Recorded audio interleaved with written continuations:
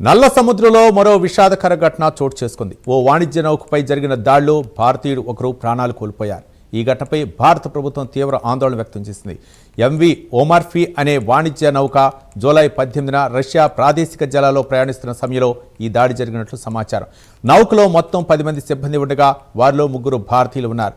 వీరిలో ఒకరు మృతి చెందగా మిగిలిన 2 సురక్షితంగా ఉన్నట్లు భారత విదేశాంగ శాఖ వెల్లడించింది.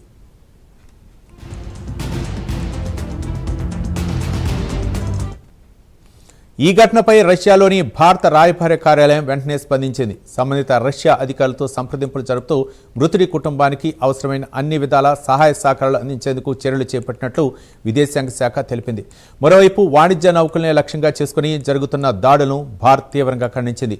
అమాయక పౌరుల ప్రాణాలను ప్రమాదంలోకి నెట్టడంతో పాటు అంతర్జాతీయ సముద్ర వాణిజ్యానికి కూడా ఇలాంటి దాడులు ముప్పుగా మారుతున్నాయని పేర్కొంది.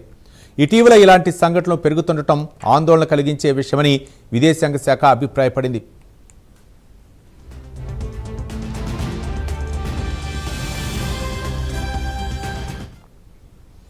ఇదిలా ఉండగా జూలై 19న ఉక్రెయిన్ తీర ప్రాంతంలో మరో వాణిజ్య నౌకపై జరిగిన దాడిలో మరణించిన 10 మందిలో 4 భారతీయులు ఉన్నట్లు విదేశాంగ శాఖ ఇటీవల వెల్లడించిన విషయం తెలిసిందే.